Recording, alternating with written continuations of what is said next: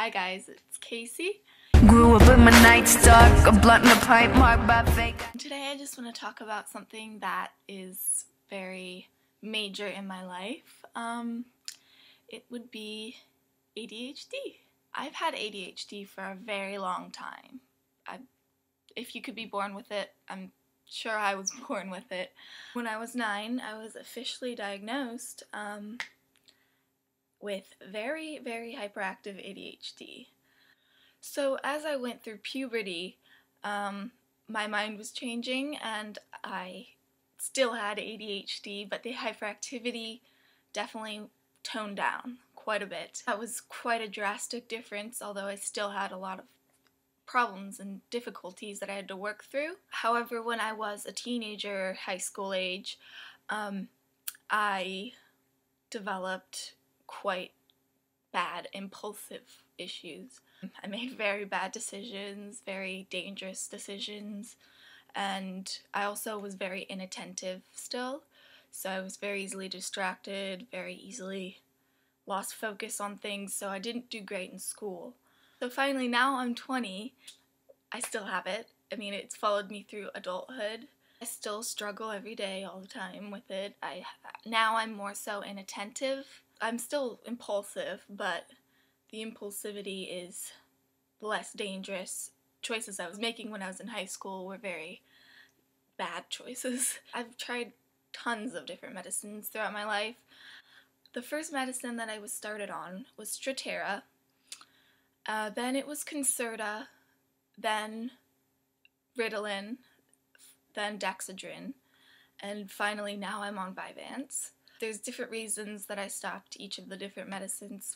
With the Strattera, I was having liver problems, like my liver enzymes were not balanced, which is pretty dangerous.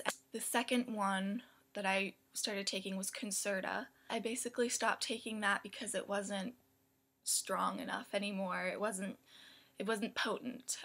When I was on the Concerta, I was taking Ritalin in the evenings, so about maybe like 3 or 4, just depending on when I could feel the medicine wearing off, because I had homework and all sorts of things that I had to get done once I came home from school. The Dexedrine I started taking in Australia. It wasn't even Dexedrine, it was pure dextroamphetamine, which is quite strong. It wasn't under any time release, which means that it was like a roller coaster. My days were like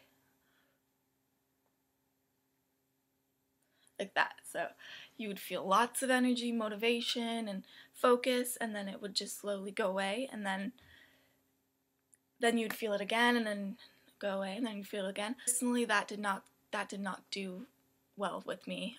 I also struggle with a lot of emotional problems, so this sort of roller coaster really just screwed my chemical balance up a lot. Now I'm on Vyvanse, time release, 30 to 60 milligrams, and it's doing wonders. It's actually quite amazing. Vyvanse is basically Adderall.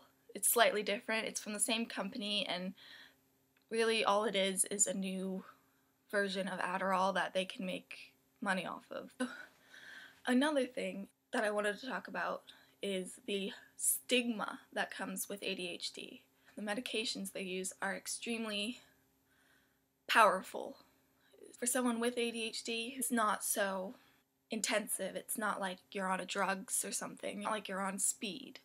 But for someone who doesn't need it, whose brain is already balanced and working properly, they definitely feel quite high. I don't know because I need it, but people say ADHD isn't even real.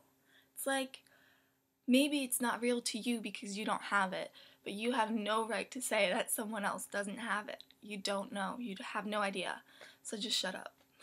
Another thing that I really wanted to mention is the struggles that people with ADHD face, particularly the struggles that girls with ADHD face, and women. Obviously, I'm a girl, and I've had quite severe ADHD growing up, so it was very difficult because people do not associate that behavior with a female or girl. I was very crazy, outgoing, hyper. I wasn't the shy, sort of sweet girl. And I got in way more trouble than I would have if I was a guy. I think, personally, I mean, girls are just sort of soft-spoken, calm, and quiet, and I was never any of those things. I just would encourage you to, if you don't really know much about it, to look it up and try to find out. If you do have it, then I would just encourage you to stay strong and don't let people get you down.